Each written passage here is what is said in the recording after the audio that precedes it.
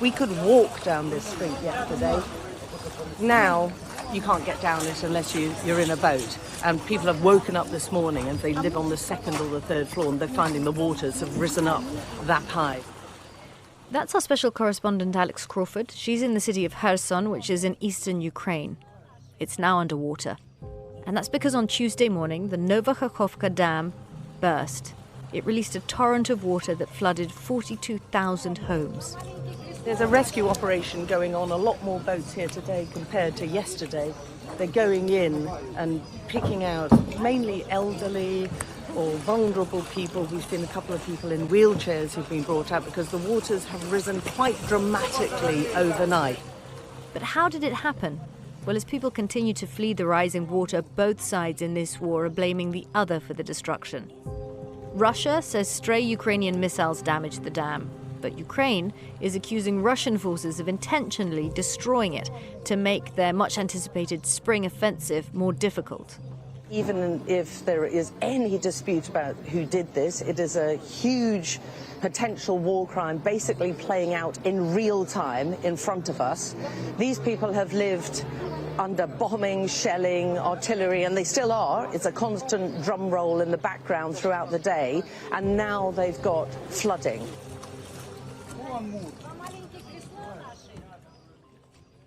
I'm Kimberley Leonard, and on today's Sky News Daily, I'm joined in the studio by military analyst and former Air Vice-Marshal Sean Bell and by John Sparks, Sky correspondent, who was a former Moscow correspondent for how many years, John? It was 2.5 years, long enough to get a real feeling for the place. OK, so John, let's start with the Nova Kakhovka Dam itself.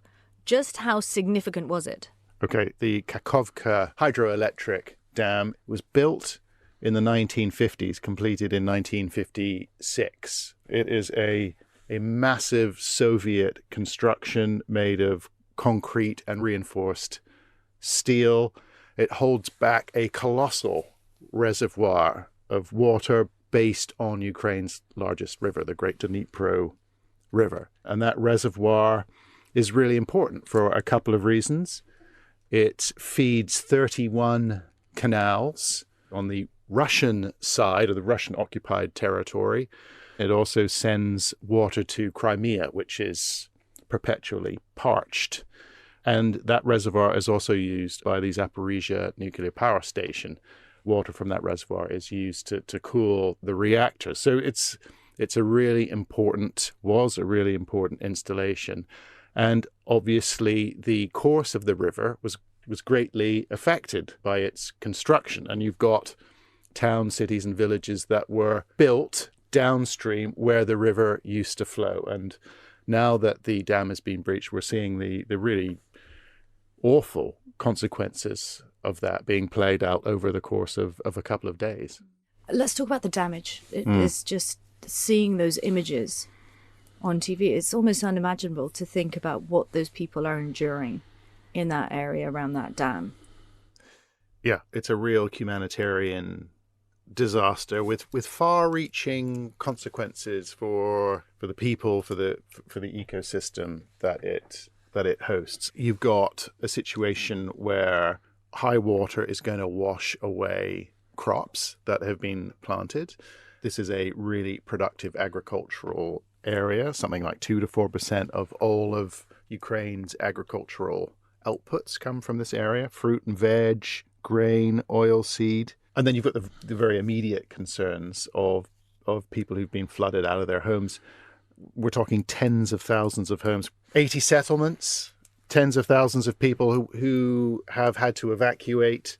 We're talking about something like 5.5 meters of water. That's 18 feet of water in low-lying areas near the river. So it's a serious situation. I have to say that this has been the front line for some time, and a lot of people have already evacuated. And these are hardy people who've decided to stay. I mean, they're still shelling there at the moment. So it would take something. It would really take something to get people to move out, and this is it. Sean, I want to ask you, because we've been talking about this dam right from the beginning of the Russian invasion, about the dangers of what happens if it is breached. When did we start getting a sense that something was happening, that it was damaged, that it was going to go? I think actually you've got to wind the clock back even further. I think one of the dangers of this, we look at it through the lens of the last few days. Very shortly after Russia had taken Kherson and actually the Zaporizhzhia nuclear plant, they were slightly paranoid about the Ukrainians doing a counterattack across the Dnipro River. Therefore, the Russians blew a number of the railway bridges and the road bridges, but blowing their dam is pretty serious. It's got serious consequences, and it's not something you do lightly. But there were rumours at the time, I remember reporting on them with Sky back in the March-April time, that the Nova Kakhovka dam had actually been mined. Sean, when you say there were reports that it had been mined, what exactly do you mean by that? So if you are a specialist and you want to deny a dam, and it's not the dam, it's denying the roadway across the dam to your enemy, then you've got to blow it. And it's pretty specialist equipment you need to take out a dam, because it's all about pressure waves, it's enclosing the explosion, and it's specific sorts of explosives as well.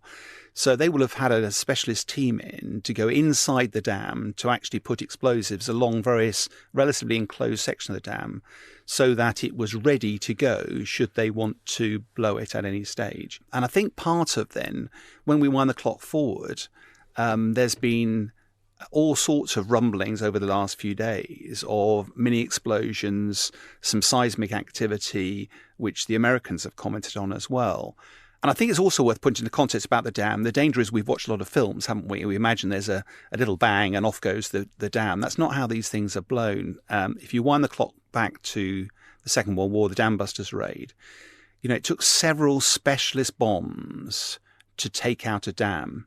It is not something that a rocket or something like that, a little explosion on the surface. These dams are several feet thick of reinforced concrete. They're incredibly strong.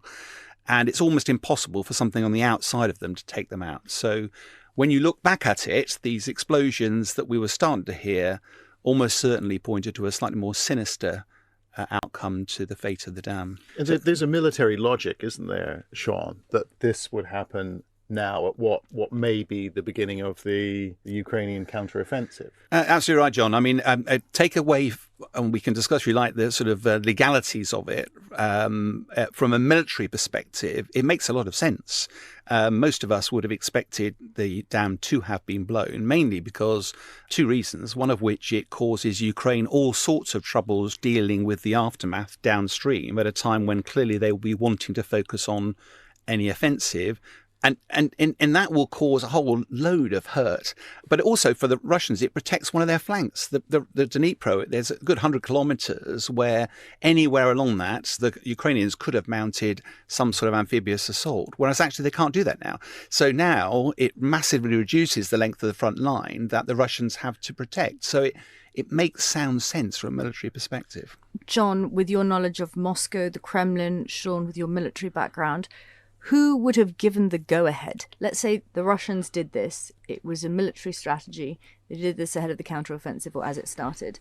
Who would have said, go ahead? Well, I think that would have gone straight to the top. I would expect Vladimir Putin and his chief military officers to be involved in this.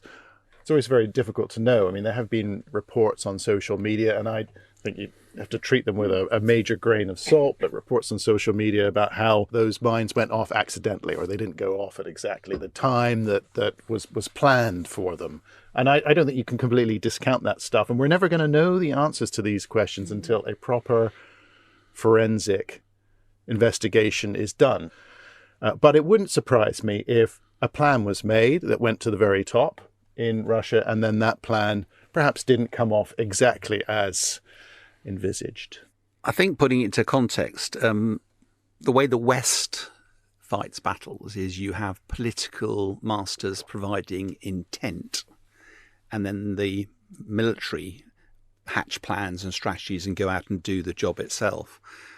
That's not the way it works in Russia. President Putin, who has no military background at all, tells everybody what to do, and the military go off and do it. Putin will have not worried about the legalities of it. He would have simply gone, yes. And it's actually got a double whammy here as well, because not only does it protect the flanks, but I wouldn't be at all surprised if the pragmatist that is Putin will expect to lose some of the land bridge. He will expect that Ukraine will make some advances, because it's pretty clear what he actually wants is to secure the Donbass, secure Crimea. He'd like to keep the whole of the rest, but recognises that may end up being, part of the compromise. And therefore, damaging the dam leaves devastation behind for Ukraine and is an act of petulance almost. So it's all sorts of benefits it has for Russia here. I've heard from my contacts in Moscow that there is a view now, an understanding in Russia that they are not going to take Ukraine. This is a realization that has come over months, and that they are now involved in a war. And Putin has started using that word, war, which he never did before. No, it was always special military operation. He's now started talking about a war. And there's this realization that this war is with Ukraine and it is also with the West. And there is a conversation going on now in Russia that is far less expansive, far less ambitious than it was, say, 6 months ago. And I think Sean's right. I think that they are looking at what they can get away with now. There's certainly no more conversation about taking large swathes. I don't sense that the Goliath that is Russia is trembling in its boots around the David that is Ukraine. And again, we could talk about this counteroffensive. We in the West are talking about it being potentially decisive and that Ukraine goes rampaging across the battlefields and teaches Russia a lesson. That's one option.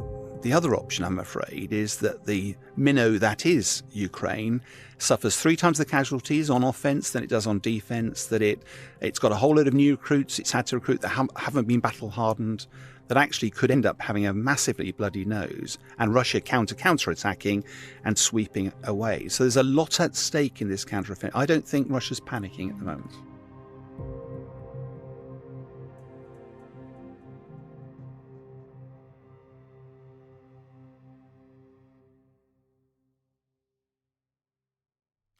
Okay, so we've talked about the impact the destruction of the Nova Kakhovka dam is having right now, but what about in the next few months and even the next few years?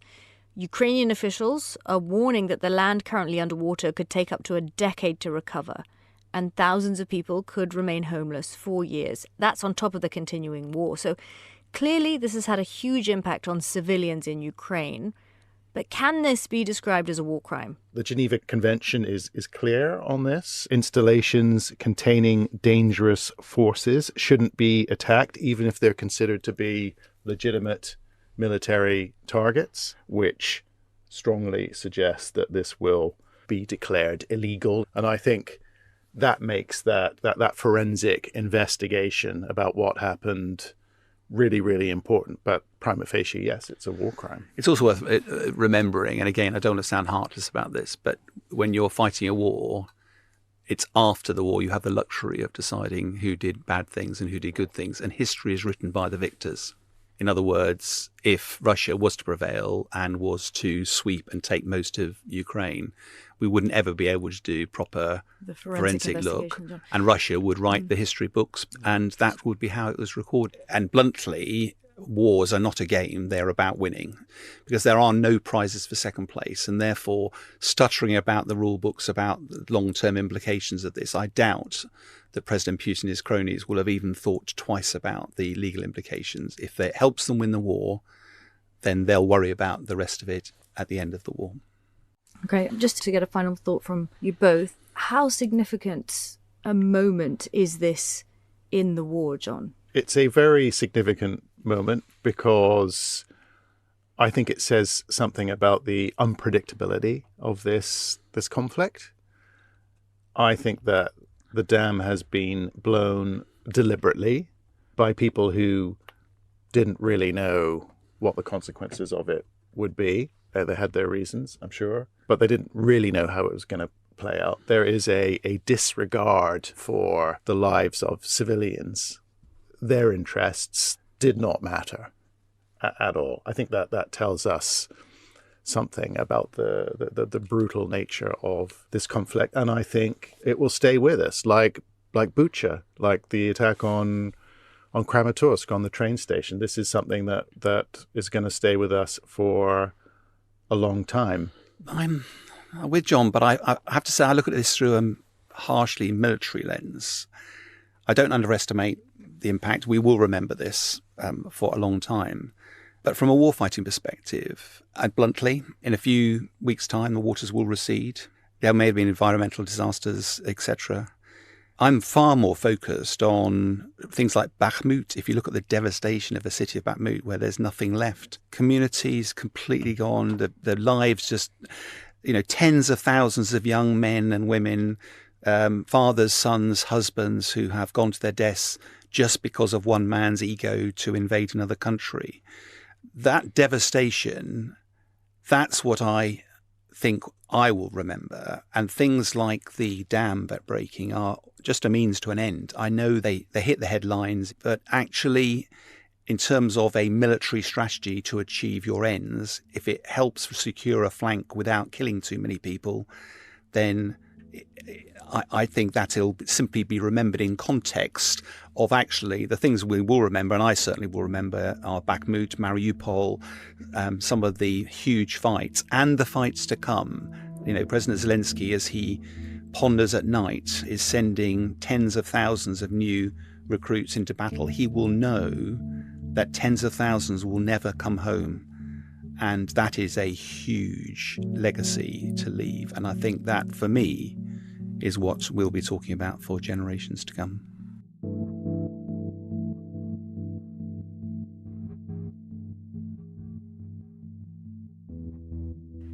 My thanks to John and to Sean. And if you liked what you've heard, why not scroll back in our timeline and have a listen to the one about President Zelensky's visit to the UK and how long the West can continue to support the war. This episode was produced by Rosie Gillett. Our editor is Philly Beaumont, and I'm Kimberley Leonard. I'll see you next time.